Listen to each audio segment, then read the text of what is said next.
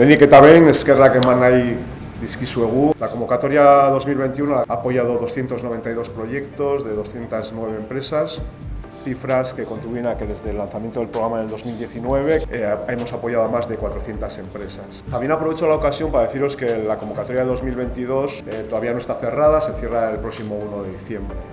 En el año 2021 vimos la necesidad de hacer una reflexión estratégica. Con la agencia +G nos ha ayudado mucho, hemos hecho un panel de indicadores como producto final que realmente ha sido un proyecto muy provechoso. En 2021 detectamos una variabilidad de costes importante y nos dimos cuenta que la estructura financiera no era la adecuada.